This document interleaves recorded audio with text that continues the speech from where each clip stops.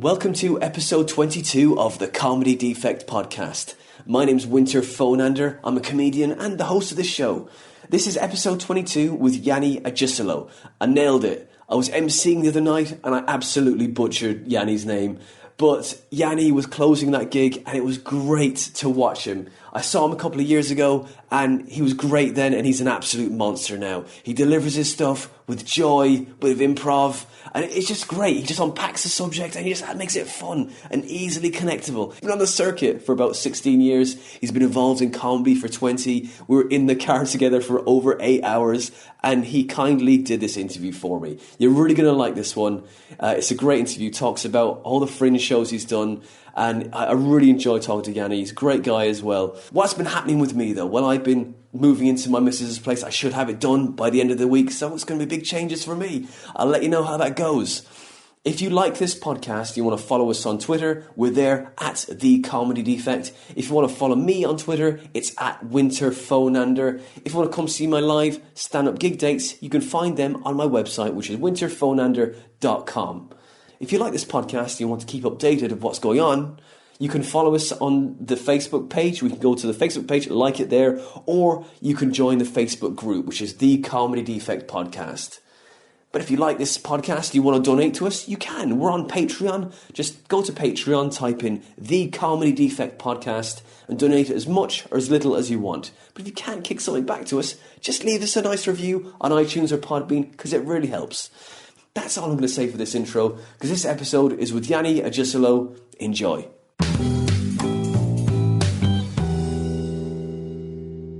Yianni Agisilo, welcome to the Comedy Defect. Thank you for coming. You're very welcome. Thanks a lot, man. How are you doing today? Oh, it's nice to be out of the car. Yes.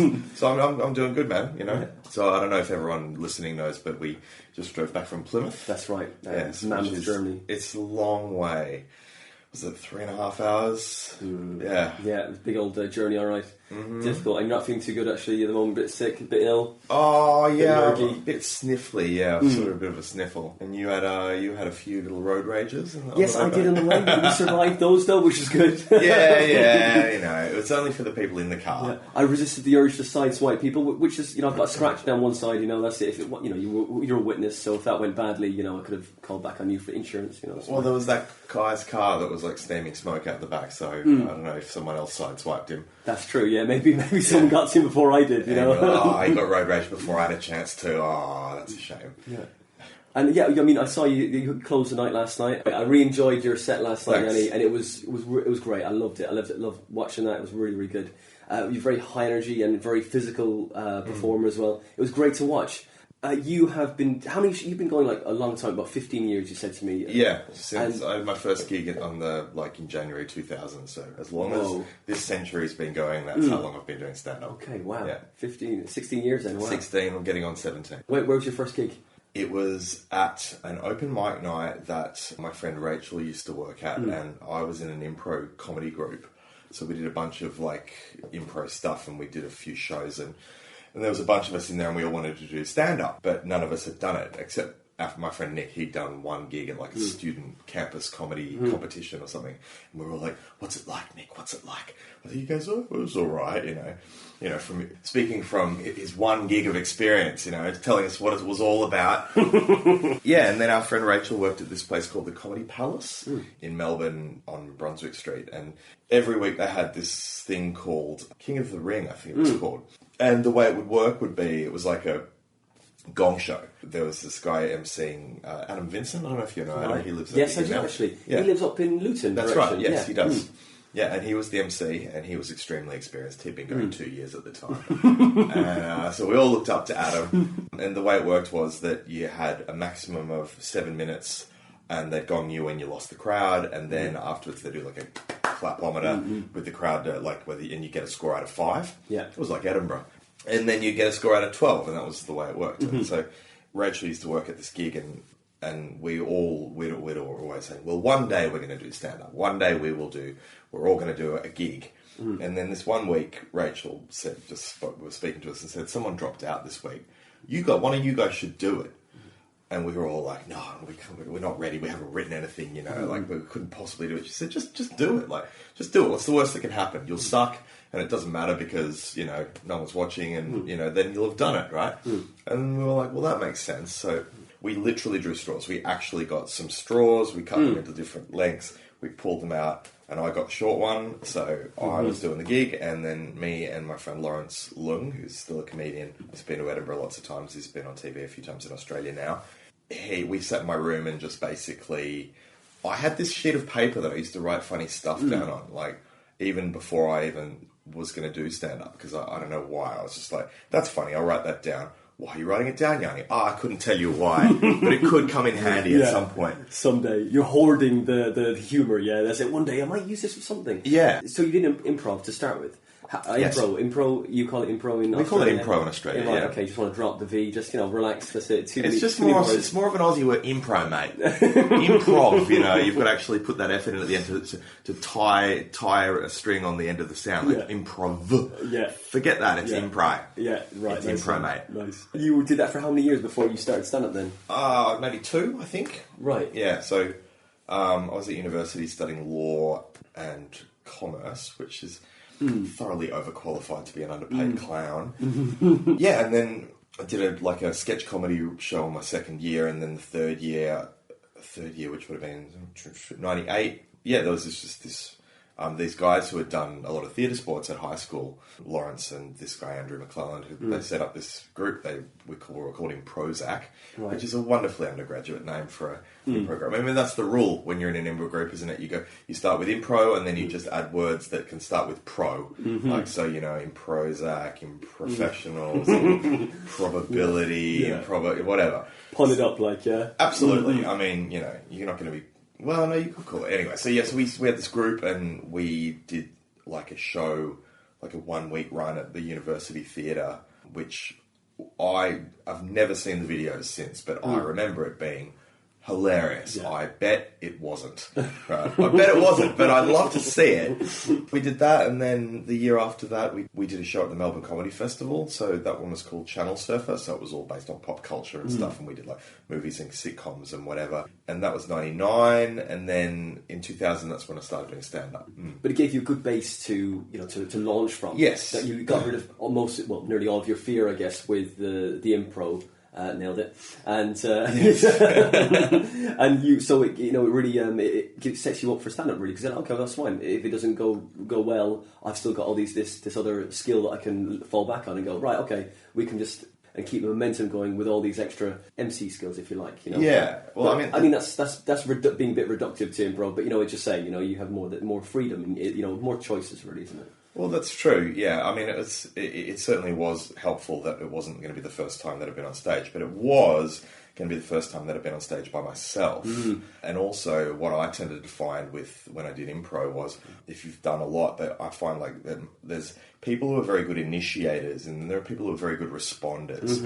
And I tended to be a very good responder. So, like, I was good at being in a scene, and then something would happen, and then I'd have a funny thing to say about that. But I wasn't very good at sort of like leading the scene. Yeah. And that, I remember, it made it really hard to start off with stand-up, because then you have to lead, like you can't. Yeah. Like, and so I remember for a few years when I first started, I was good when there was a crowd that was responsive. Like, so if there were hecklers, I was fine with that. But if it was a dead crowd and I had to make it happen myself, that was very hard for me. Yeah, you need a jumping off point. You're right. That's it. You got to crack them. It's a game for you, then, isn't it? Yeah. Oh, this is the game. Okay, I can do this. It's in your skill set. Yeah, and I mean, are you the only creative in the family, or you're? No. Oh no. Okay, no, have you got brothers and sisters as well? No, my brother is well, he used to be a dancer, and now he's a choreographer. Right. And he's moving into like directing films and stuff now, because what he says is that, well, choreography is just direction, so it's just the same thing, because it's all movement, and it's just, so he's sort of like,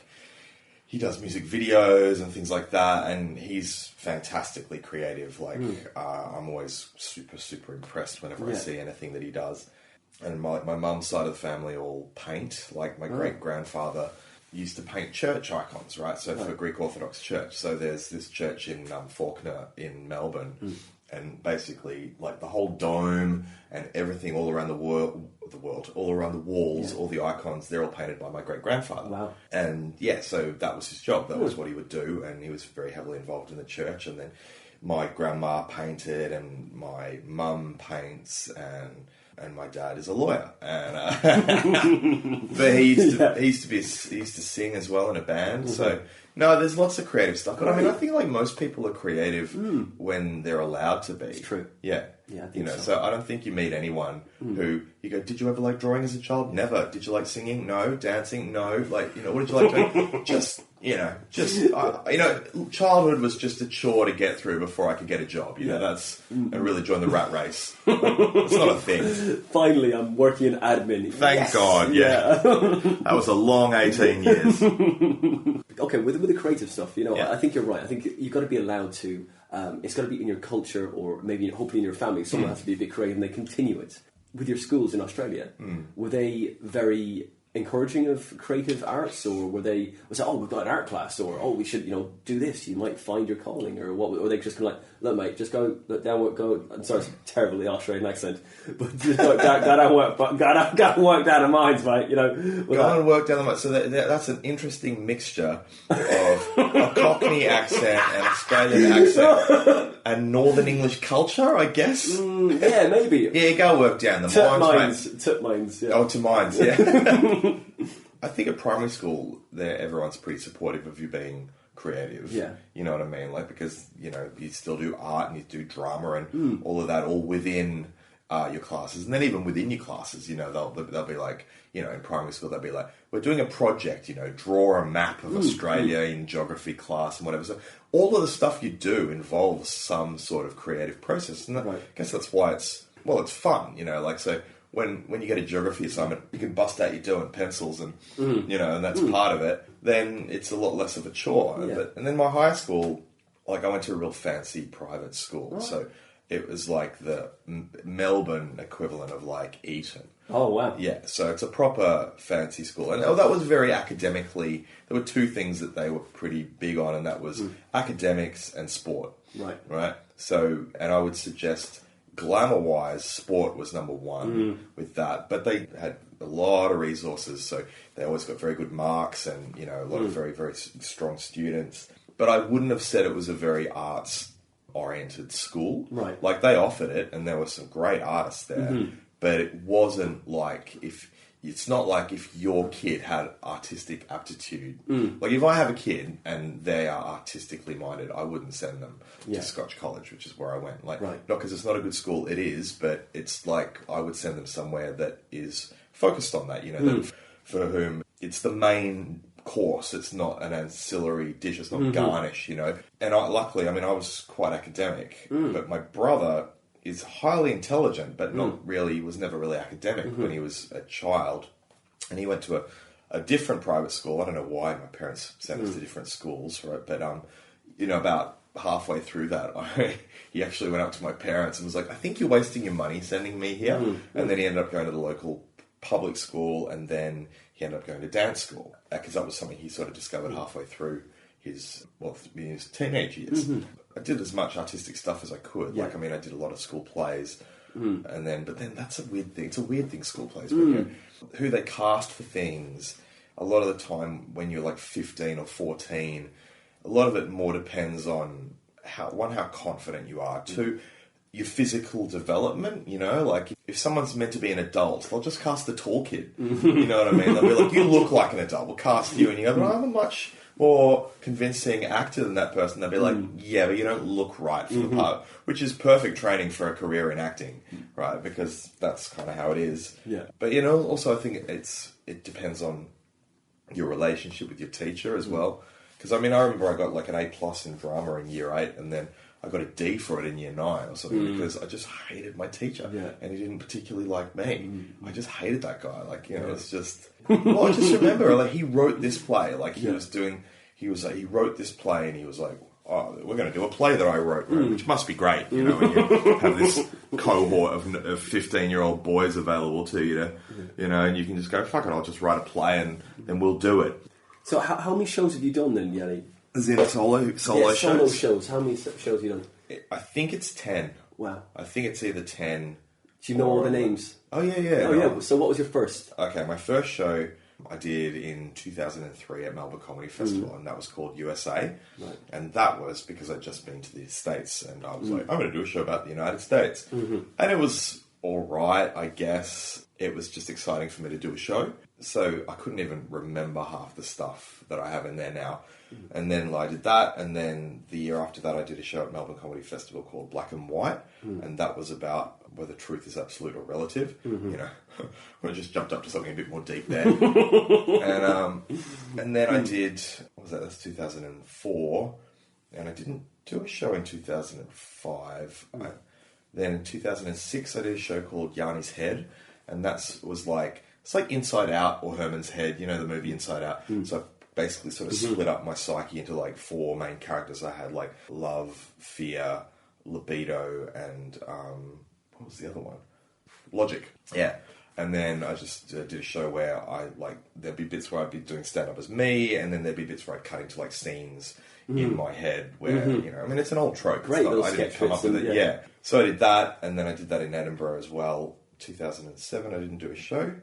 Oh, wait. No, 2007, I did a show called Maybe You'd Like to Teach the Class. So that was like just based on a story about like, you know, being a smart ass in class and have the teacher go, maybe you'd like to teach the class, and sort of going, well, maybe if I did get to teach a class, knowing what I know now being an adult, how much of the stuff they teach you at school is what you actually go, oh, I do need to know that to be an adult.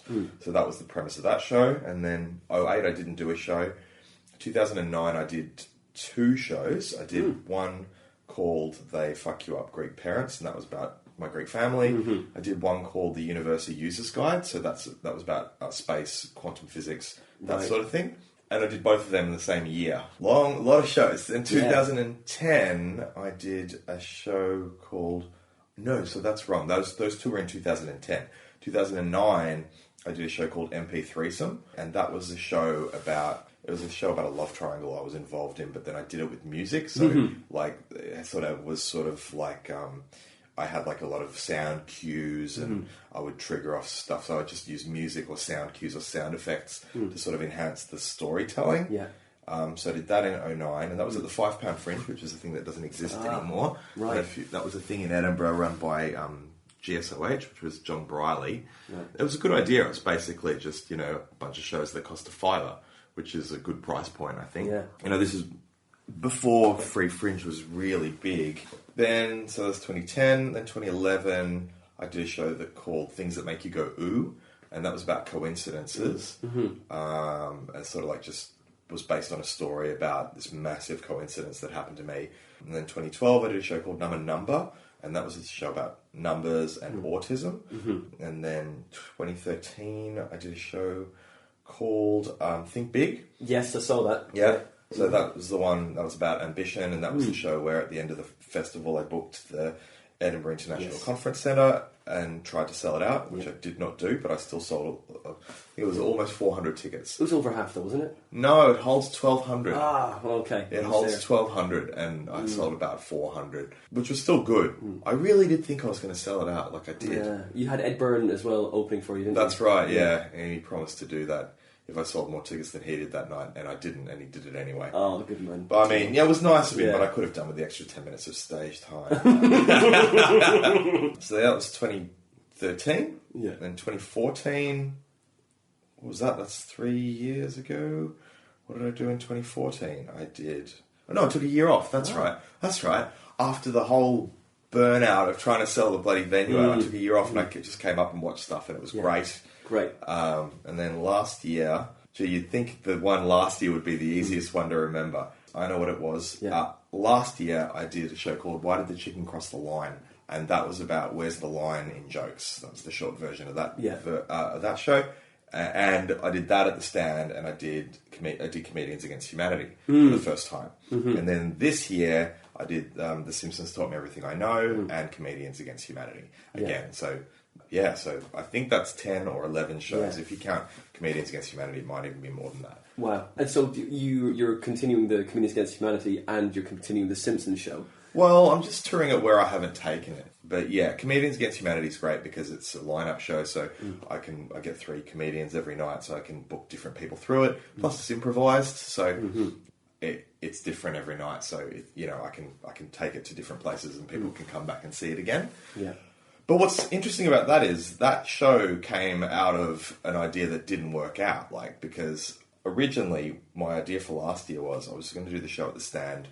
Why did the chicken cross the line? And that was all about offence and, what's offensive and all of that. And then I had this idea, which I think in retrospect is a bad idea. It's not a bad idea, it just was that I was going to get a free Fringe slot, which I got at Movement, which is one of those nightclubs just near the Underbelly, just on the other side of Cowgate. And I was going to, do a show that wasn't a show so much as it was an installation. So it was meant to be people would walk in and it would have, interactive things about the nature of offence and it was probably a good idea, but you got to follow through and make an idea and a reality. So anyway, I got to about a month before the Fringe and I realised that I hadn't written it, I hadn't done it, and I was like, oh God, I don't have enough time to do this properly. And then it was getting to the point, the final deadline for the free Fringe guide, so I had this thought of if you're not going to do it, you need to tell the free Fringe, and you also need to tell them what you are going to do. And so I was like, okay, well, I've got this slot. What do I want to do with it? And then, because like I said to you, I started doing impro, and I thought I'd really like to do an impro show because I was like, it has to be very little work. That's one thing, because I don't have time to write anything. So it has to be something I can't write. I don't have to write. And then I wanted to do something where I could get guest comedians, where I could have comics come on and be funny, but also I didn't want them to have to prep anything. Because I've done gigs like that, and it seems like a good idea, and then in the middle of Edinburgh, people go, you'll have to do some prep, and you're like, oh God, I don't have time, I just don't have the energy or the time. Yeah. And then I was like, okay, well, what do I like about impro shows? And I thought, I like that it's improvised, I like that you get to really see how a performer's mind works, and then I was like, what don't I like about impro shows? And I was like, audiences give terrible suggestions. Because they try and be funny, They're like, oh, give us a location. You're at a gynecologist. And you go, I'm sure that's hilarious to you. Like last night when the woman said, oh, I work at a factory. Packing things in a factory. And you could you're like, 3, 2, 1. And someone was like, fudge. And you really want to be better than that, don't you? You really want them to be better than that sometimes. But you have to. Don't you have to hit those notes sometimes? It's like, because I was emceeing last night. I was going, I really don't want to do some of those things. I was like, no, I don't want to. I want to do better than that. I want to take it to the next, maybe 2 more after that thought. Rather than just go, oh, fudge fucking. But you should do that because you're a comedian and you've done hundreds or thousands of gigs. So they don't need to be able to do that because they're an audience member and they think that's hilarious, and it is to them because they've never heard it before. It's like the first time you heard a knock knock joke, you go, "Oh, that's really really funny," and or like the first time you hear the word poo, like children, toddlers, they go poo poo, and they lose it. They're like, "That's the funniest thing in the world," and then they grow out of that, But audiences haven't grown out of it. And that's the first level, isn't it? That's it. Yeah, like you wouldn't get experienced comedy audiences doing that. They're not going to be like, fudge, I said it. That's right, I said it. Well, they're like, oh God, I've heard 10 people say that. Yeah. So I was like, what would be good is if you could give the audience the suggestions to give to you. But I was like, well, how's that going to work? Because audiences are going to be like, well, that's just it's set up, like it's rigged or something. Well, not that it's rigged, but also kind of that's the sort of fun part for them. But then I thought it's not sometimes, because a lot of the time it's only a vocal minority that actually like yelling stuff out. Most people kind of don't. They would like to be involved if there was a sort of low pressure, structured way they could do it. And then I thought, well, where would you get good, funny sort of suggestions? And then I just at some point was like, what about Cards Against Humanity cards? And then that solved a lot of problems because I was like, number one, you can get funny suggestions, and plus I go through the deck and I take out the ones that I go, these suck a bit, right? 2, it's a nice way to let people be involved without having them have to be over-involved. And 3, it helps to market the show because people go, oh, I like this game. And they come along and they don't quite know how the show works. I mean, a lot of people came along and said, I thought we were going to be playing the game with you. And it's like, no, it's really just an impro show, but it's good because people buy tickets to it or people come to it. And it's so hard to sell improv shows. Even though I say they're good. Good improv is amazing. Poor improv is terrible. It's called the Improv Minstrels Happy Thinky Hour. No one's going to come to that. But Comedians Against Humanity, people come. And then you get to give performers a really nice space to perform to a lot of people who are up for an improv show. Yeah, that's fun, and it takes the pressure off because it's a structured improv show. Yes, isn't it? And so they can relax. Because some people in the audience might think, he's going to say the thing. I don't really want to see something that's to do with that word that person has called out. Say, for example, gynecology. I don't really want to see that. Yeah. And then so the audience are always with you because they go, okay, this is what's going to happen. It's safe. We've got this nailed down. It's okay. So yeah, that's great though. I mean, and you're enjoying doing that, and you could continue to do that around wherever you haven't taken it. I love it. I mean, and also the other thing that's nice about it is that audiences, you can comedians can deal with some dark stuff because audiences know that they've been lumped with it. That they didn't. It's not like Tim Rankow had to do. I've got one thing which is like a press conference and. So each comedian has to give a press conference for a different reason. One of them's a book launch, so I get a couple of cards for the title of the book, and I make a title up, and then the comedian will improvise. So thanks so much for coming to my book launch. This is the title of my book. And then the other thing that's cool about it is in the press conferences, the audience are the press, so they can ask questions and stuff. So they'll put their hand up, I'll throw to them, and people will be like, "Oh yes, tell me about this in your book," or "I remember in chapter 4 you said this or this." And it's great, people get really involved, but it gives them a nice, structured way to be involved. One of the other press conferences is you're a government minister and you're announcing that the government has decreed that someone's going to be sentenced to death and they're going to be executed using death by something, right?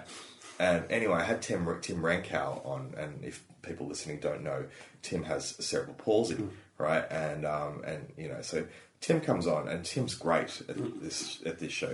Number one, because he's a fantastic improviser, but number two, because he can get away with so much, right? Because he's got cerebral palsy, and he just comes on, and people don't know how to they're almost afraid to be offended by him, which is and he's got a real dark sense of humor anyway.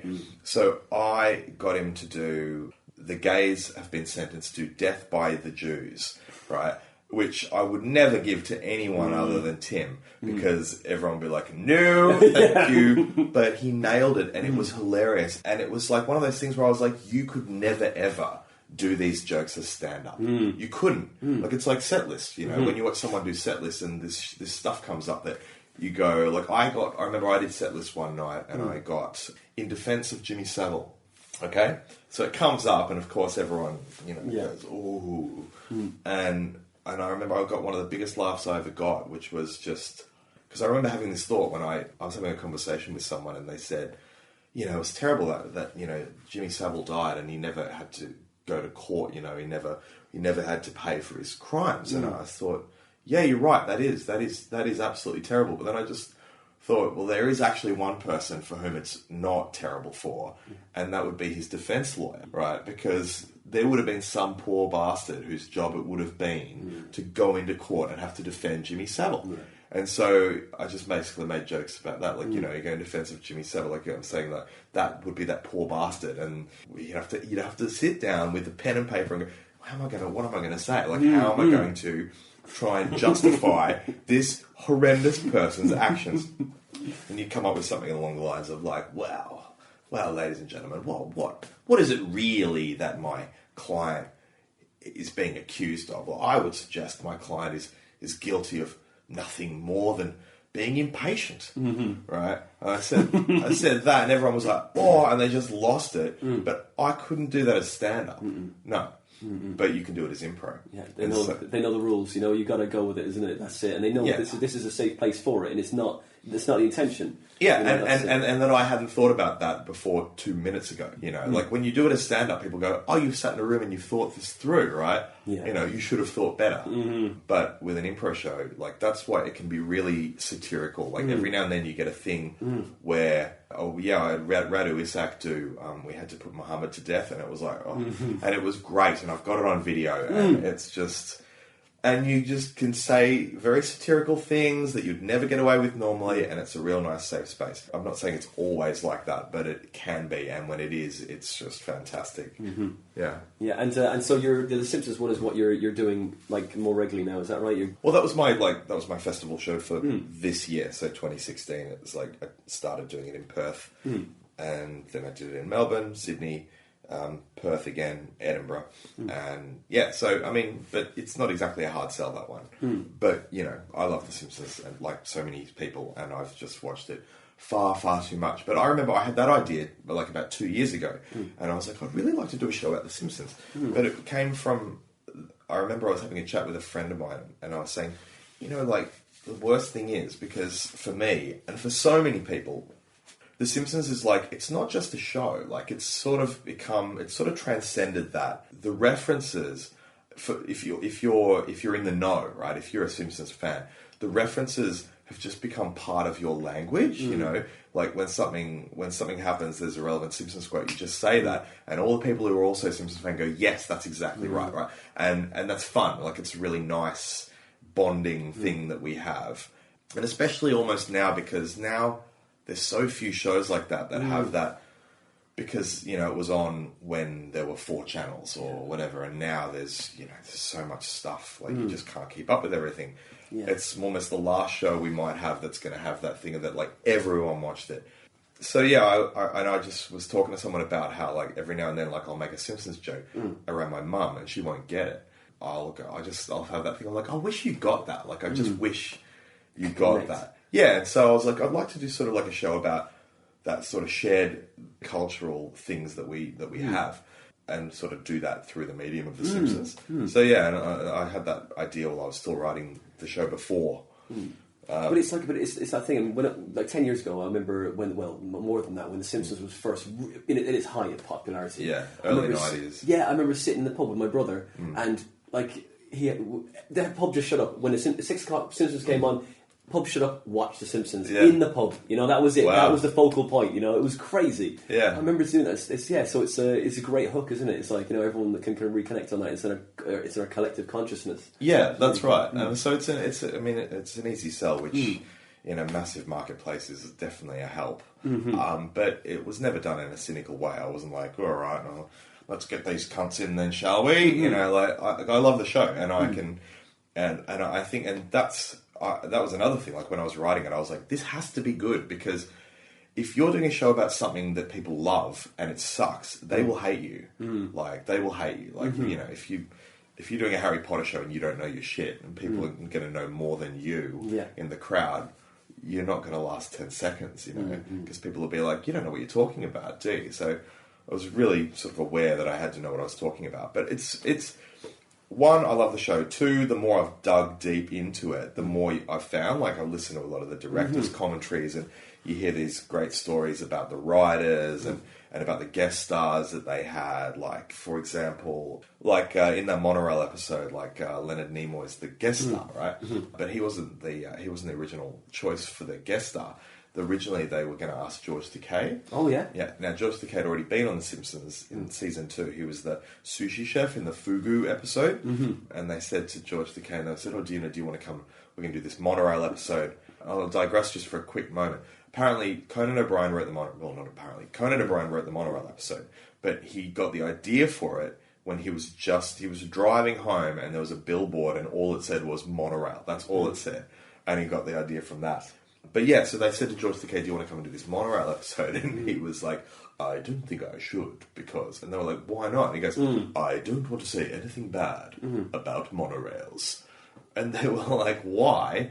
And it was because he was sitting on some rapid transportation subcommittee in San Francisco that was advocating for San Francisco to get a monorail. And he was like, it won't be a good look, right? And then he got Leonard Nimoy, and he asked him. And they had not asked Leonard Nimoy, not because they didn't think he'd be great, but because they didn't think he'd do it, right? And then the writers were saying, well, that's like one of the first times we realised we could get much bigger guest stars than we thought we could, because this was around season 4, so maybe if it was 3, I think it's 4. Anyway, it doesn't matter. That's when it was really starting to take off, you know? Yeah, so...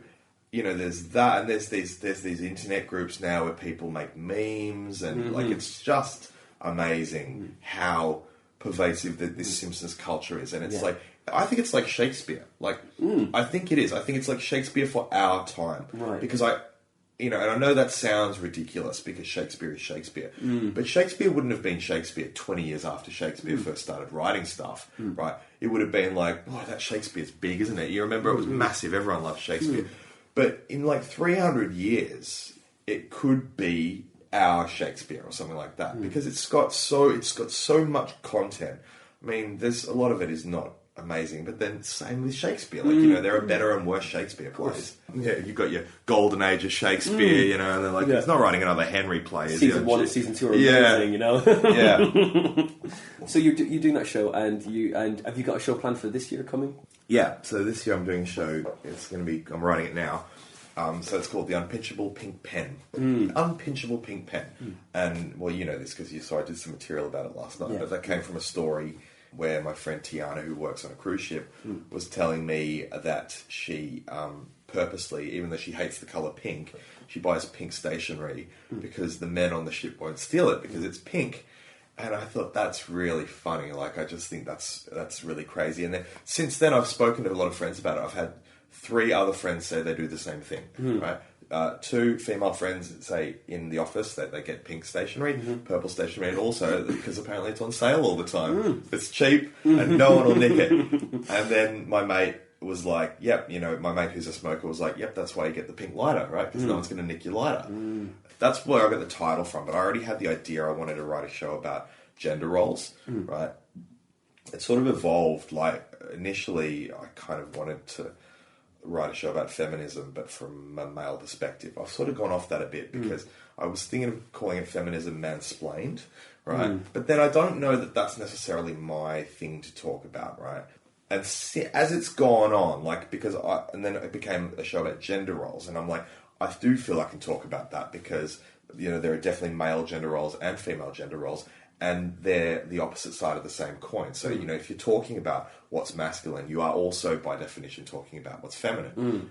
So, yeah, I don't know how exactly where it's going to end up, but I think it'll probably be a show about gender roles that comes first through masculinity because, of course, I'm a guy. So, but yeah, I'm writing that now and I'm really enjoying writing it. And I think it's also a very universally accessible show because whether or not you know it or not, or whether or not you acknowledge it, these are all things that you will be confronted with and that affect your life every single day. And they do. And like, and you only notice it when someone goes, that only happens because of this, and so, and I think, and it's a show that everyone can watch and go, I totally understand exactly what you're talking about. But I think that's one of your, seeing your set last night, that's one of your strengths though. You're really connectable stuff, but not taking it down the same run-of-the-mill kind of route. It's just like really cerebral and like, bring in of course the common tropes just to kind of make it easily to digest for them. But it was and very physical with the improv stuff as well, which is great. You just riffed a lot of that stuff last night.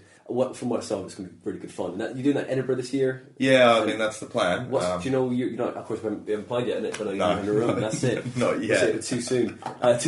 Too soon. Your families ever come to see your shows? Yeah, they come all the time. Yeah, that's great. And Mum's like my biggest fan. Oh, that's brilliant. Yeah. And Dad as well? Dad's a fan, but Mum's my biggest fan. But my mum's basically, I could be making sculptures out of shit. My mum would be like, no one makes sculptures out of shit. Like my son. Are you the youngest, Yianni? No, I'm the eldest. eldest. Oh, the oldest, are you? But have you ever gotten your brother to help you direct your show, or what do you think you could do this? Or? It's a weird one, that, actually. I mean, I think he could be... He's certainly helped me with some visual aspects, but I think directing a show, like a comedy show, I think it should be someone who's either a comedian or who works in comedy. Like, I mean... He's got a wonderful eye for movement and stuff, but comedy's not so much about movement. I mean, it is in physicality, but that's a different thing entirely. I mean, it's funny, like, my dad is very well-meaning, God bless him.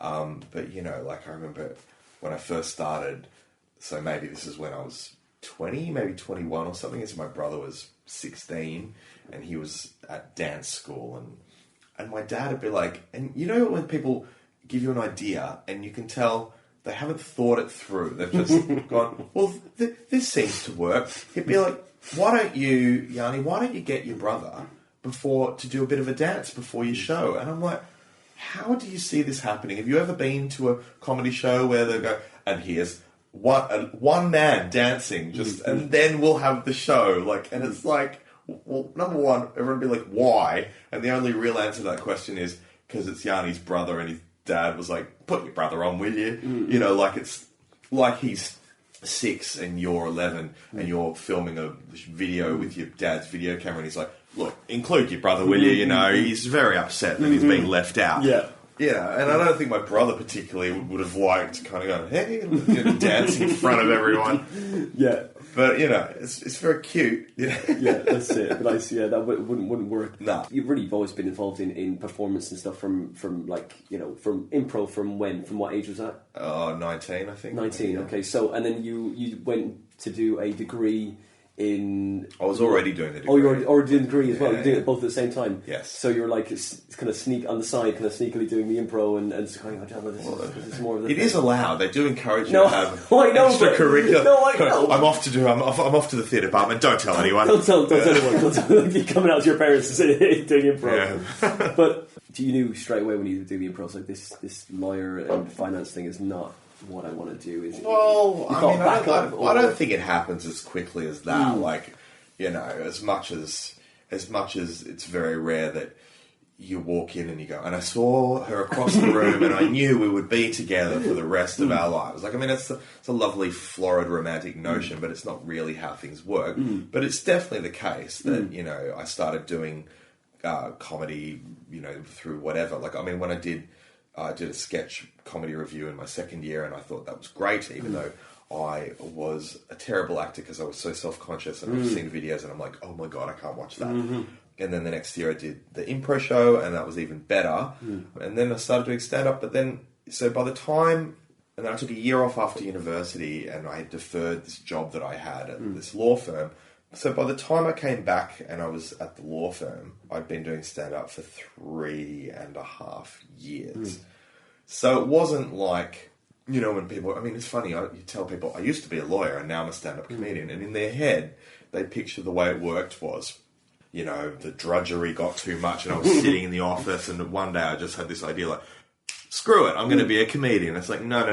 I was already doing the stand-up and, you know, it was just a matter of stepping off and going, could I do that professionally? And the only reason I kind of thought I could is because when I took the year off after I finished university, I travelled and I came to the UK. So I was doing some gigs when I was here. You know, I met a few people. I met like Jeff Whiting and did Mirth gigs, and Mike Monero and a lot of people who ran gigs in London, and James Wojniecki, who runs the 99 Club. I met him.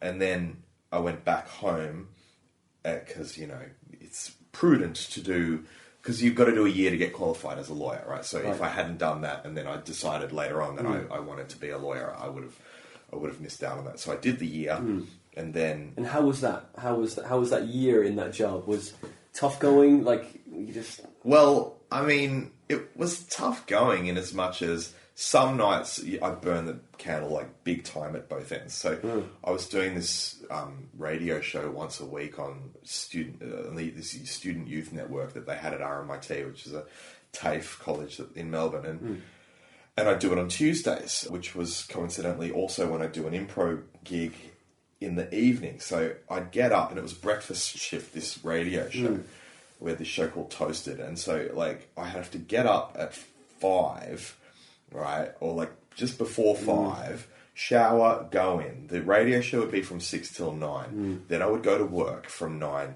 till 5 or 5:30. Then I would go and do this improv show. Then I would finish, and I would get home at about 11. So I mean, that was like a long day. And I mean, you know, when people start doing stand-up and they've still got their job, they do the same thing, you know, like people kind of, sometimes if you're driving to Plymouth like we did, they'll be like, oh, I got the half day, you know, I got off at lunch.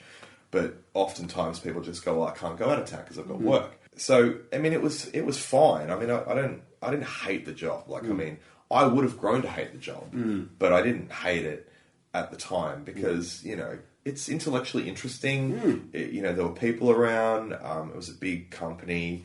I think it was pretty clear where my priorities lay because we started in March. And so the first show I told you about, the USA, right? I was doing that in 2003, and that's when I started at the law firm. And, you apply and the slots they give you when you start are not great. So I had this really early slot at like 6:15.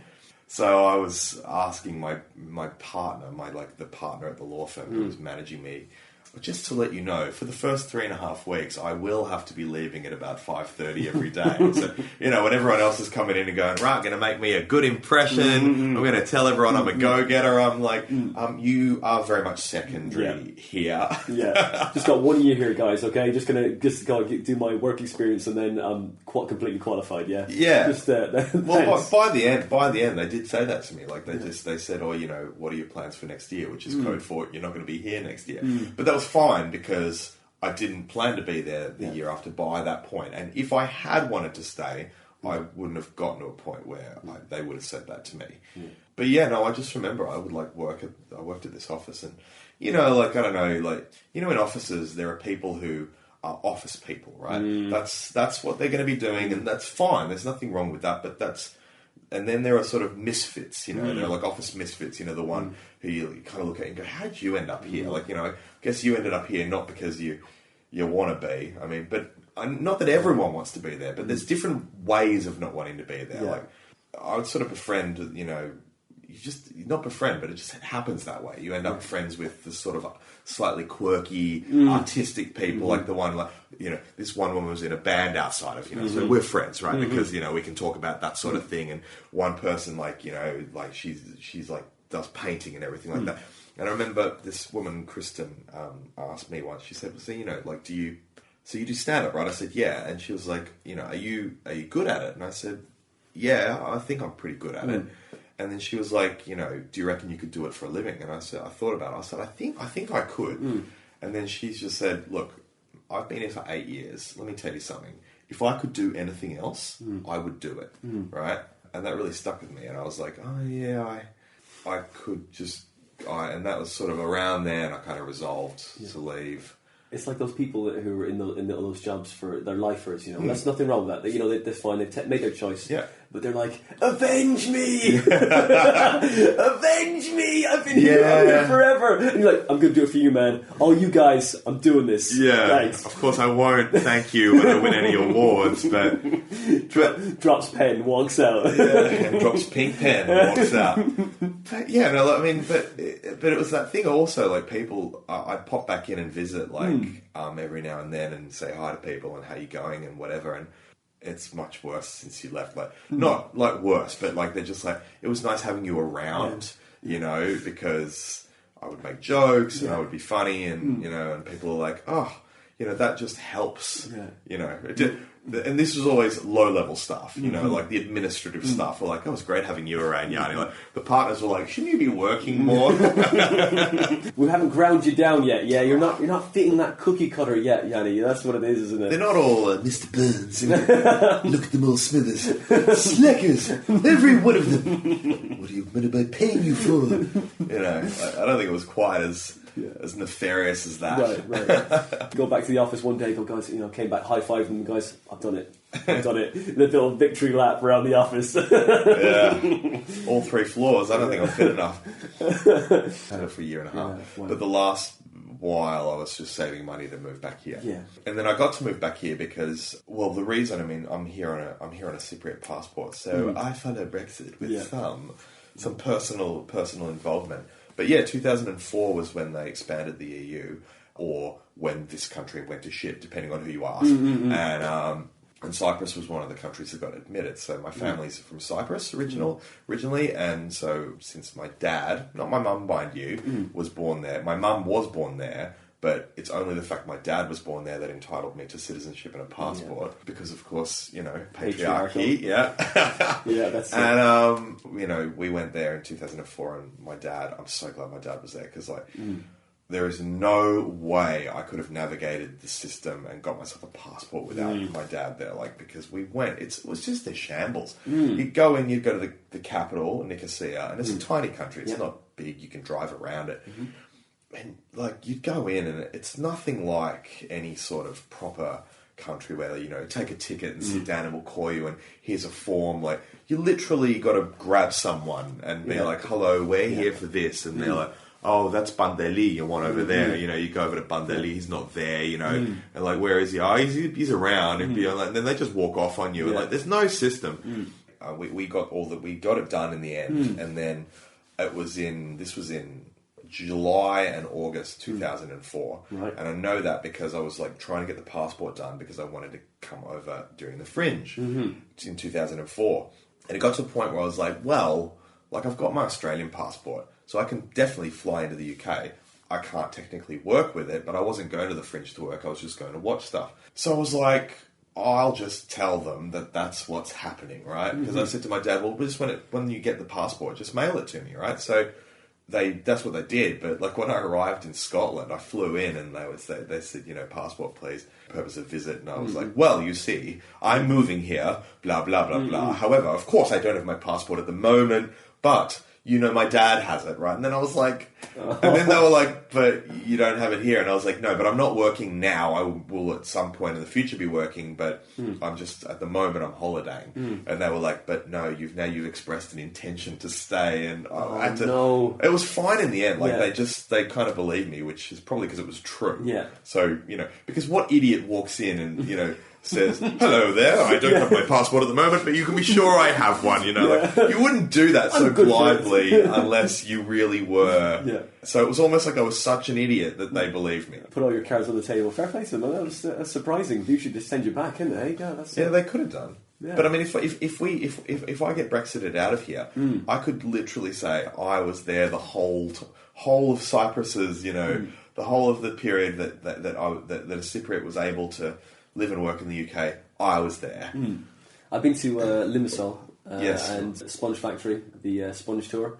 I was on that. You've missed out. I lived there for a year and I never went to the Sponge Tour. Missed out. It's amazing. Really? No. No, I wouldn't have thought so. It doesn't sound it really. But they get the sponges and they're brown, aren't they, the sponges? Yeah. And they dye them. They alive. They get them alive and then put them in bleach. It's a bit like the bit in... Is that the sort of thing that if it was like a more sentient creature, that there'd be people up in arms, you'd be getting change.org petitions and go, people are bleaching chickens live, like every time you go to KFC you're eating a bleached chicken or something like that. It's a bit like that bit in Who Framed Roger Rabbit when they dissolve the shoe. The little shoe in the dip, it's got the little eyes going. That's it. It gets melted. That's exactly what it was like. I was like, oh, okay, is this good? This is just like some sort of weird torture porn with sponges, really. But anyway, so you did it twice, huh? No, yes, I filmed it. It's on YouTube now. And you're over here now, and you're over here for a bit more, and then you're going back. Do you spend half the year here and then half in Oz? That's what it's been like the last few years. But I mean, before that, I would spend most of my time here. I mean, there was a period I didn't go home for a couple of years, but just recently I don't know, I just decided I wanted to get off the circuit, really. I just didn't want to have my livelihood depend on gigs like being booked by someone else, and also just I was getting a bit worn out by the travel. I don't mind the travel because you can't be a comic without traveling, but just the incessant travel, 4 times a week going somewhere out of London, and it's just, after a while, it just takes its toll on you. So I just made a conscious decision to sort of start going back to Australia, doing festivals there, and trying to just build something there. And also I've been away from there for so long, so just sort of reintegrating myself into the scene there, so that I can spend more time there if I wanted to move back. At some point when you get to a certain age, you're like, oh, my parents aren't getting any younger, that sort of thing. Yeah. So that's kind of the plan. So I mean, I've been going back, and I'll be there from Christmas until at least June. Yeah, and it's nicer to go to do gigs that are people there to see your show rather than just see you do a spot, of course. I mean, it's lovely to believe that if they all came for me and they're all but sometimes it's like Lee Mack was sold out, mate. So you've been doing comedy for 15 years now, right? So I'd say comedy, if we're broadening it to comedy from Oh, stand-up, okay, here we go, we're right. getting closer to 20. 20 years, wow. Yeah. Apart from the show, what's the future plan for your What's the future hold for Duff? Let's just say we've got a few ideas up our sleeve. Yeah. Like what? We got nothing. No, just going to see how it goes and see how it pans out, yeah. Well, I don't know. I mean, I'll keep doing Comedians Against Humanity. We've got some people maybe interested in podcasting Comedians Against Humanity. Like the ABC in Australia, there was a guy who was possibly interested in that. So that might be a thing that happens. I want to start doing more voiceover stuff for like cartoons and things like that. You can only plan so far ahead, I think, you know, like unless you're like Eddie Izzard, because I met him like in like 2013 and he was like, well, of course I'm going to run for Mayor of London in 2020. You know, this is the plan for Labour. I don't know whether they ditch Sadiq Khan or whatever, but anyway, and so he was like, I've got 6 years to do all my movies and this and that, and I was like, wow. I mean, the idea of planning something 7 years out, like, I mean, but you can do that, I guess, if you're Eddie Izzard, because you've got such a massive following that you know, like, you know, and it's like Russell Howard announcing a tour 2 years out, you know, and doing previews for 2 years or whatever. Like, I mean, that must be nice. But yeah, for we mere mortals, it's normally I think about my next show, and then I just try and make sure that show's as good as possible, and then whatever comes after that. There's no end. I mean, you've done 10 shows. That's a lot of shows. No, that's how. Well, you know how you do 10 shows, one at a time. I know. One at a time. Yeah, but it seems like that some people go, "Oh, I've done 10 now. I've done enough Fringes now." I don't know about that. Or enough festivals. Well, if you feel like that, then you should stop doing it. Yeah. Like, I mean, there's no end of interesting things to do shows about. Because I don't. It's weird. Like, some people have got a real strong hook in their personality, you know, like sexuality or something that's happened to them or whatever. I never feel like I've got that. Like, so, you know, a lot of the time I kind of go, maybe not that much interesting stuff has happened to me, but I can be interested in lots of stuff, you know, and put my own spin on it. So, yeah, I mean, that's kind of how my shows kind of end up working.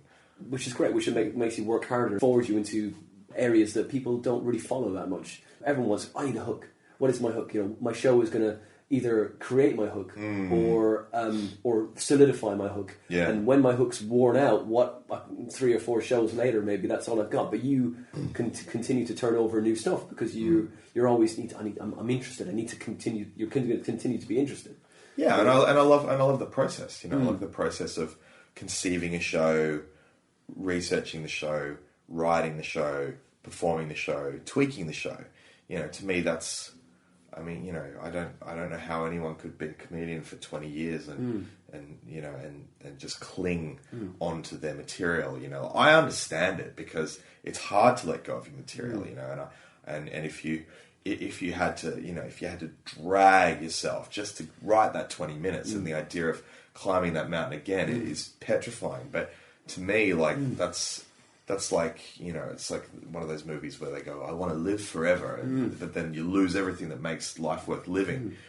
To me, that's what makes comedy worth doing. It's the constant process of creation and destruction, you know, and letting stuff go and recreating. And, you know, I think that you gotta be able to let it go, right? Because otherwise, you know, you'll just become stale. And hate it and embittered in that stuff. Yeah, stuff. That's the terrible thing, you know. And that risk of dying, or when you do, right, I'm going to do all new tonight, right? This gig doesn't matter. I'm going to just go for it and let it happen. Let it fall where it falls. You know, I mean, and that's fine. And that's the joy. That's the first gig joy. Because wow, this is the thing. I'm not using any safety nets. I'm just going to go with my wits and the hopefully preloaded skills that I picked up along the way. And that is the joy of it, isn't it? And that's the thing that comes across when you're performing anyway. Yeah, I'd say which is wonderful. I mean, you've got there's never going to be an end to the shows. It's just another show.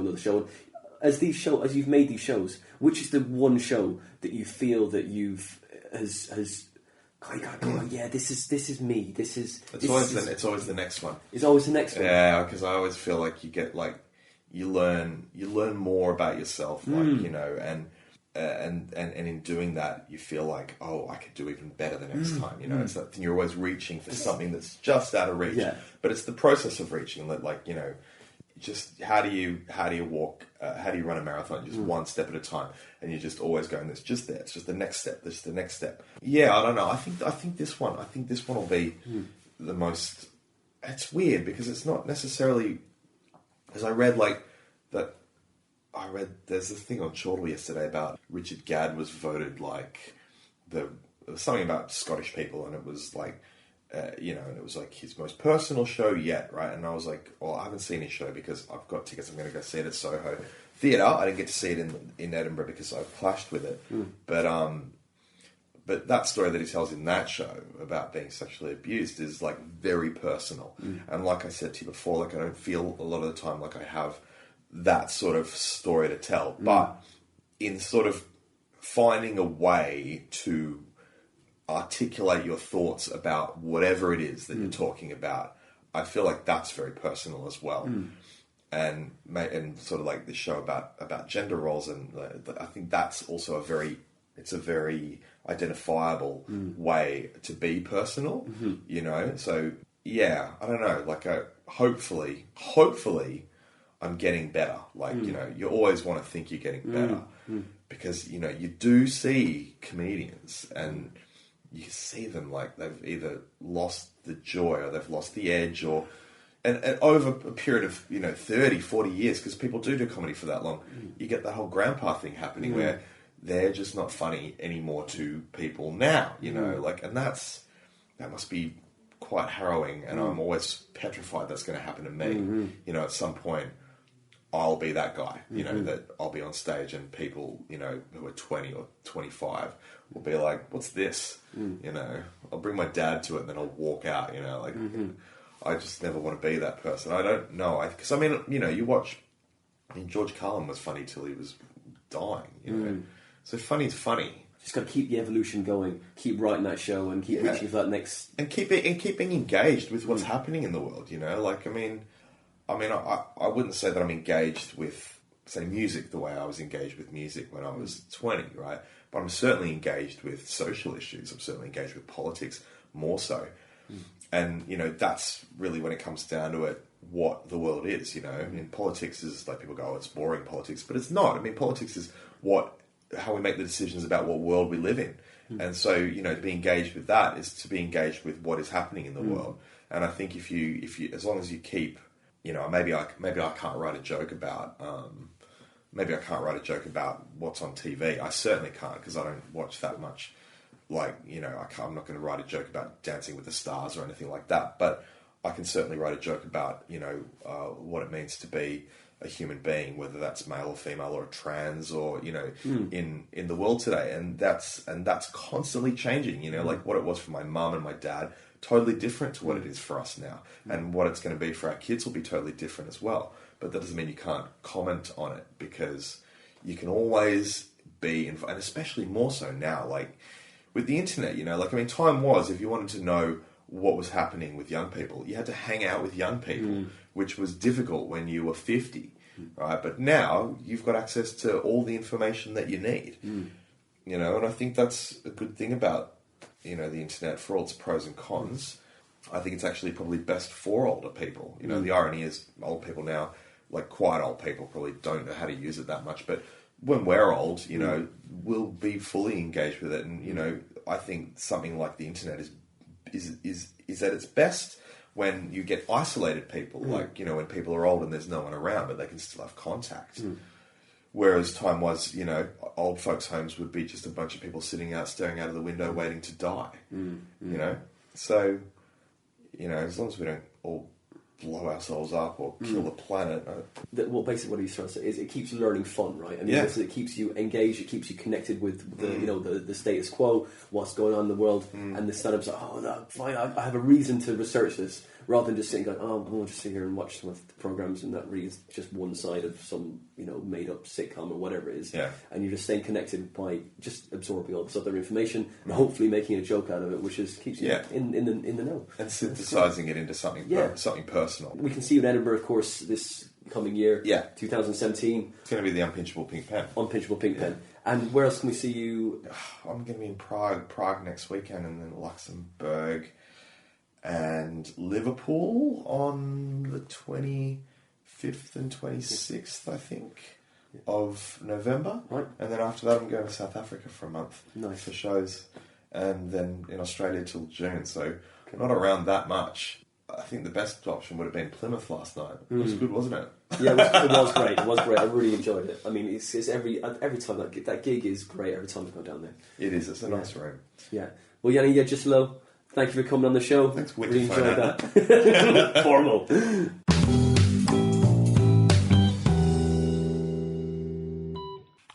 And that was Yianni Agisilo for episode 22. I love talking to Yianni. He's done over 10 Fringe shows and he's still passionate about it. Always seeking out a new bit of knowledge to mine for his next show. And he's driven. He's so positive and so happy and loves comedy. When you see him perform, you can see the joy. It's great.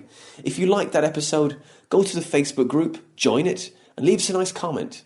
You can follow us on Twitter. We're there at The Comedy Defect. You can follow me. It's at Winter Phonander. If you want to come see my live stand-up gig dates, they're on my website, which is winterphonander.com. But if you like this podcast, you want to donate something to us, just go to Patreon, type in The Comedy Defect Podcast. You can donate as much or as little as you want. But if you can't kick something back to us, just leave us a nice review on iTunes or Podbean, because it really helps.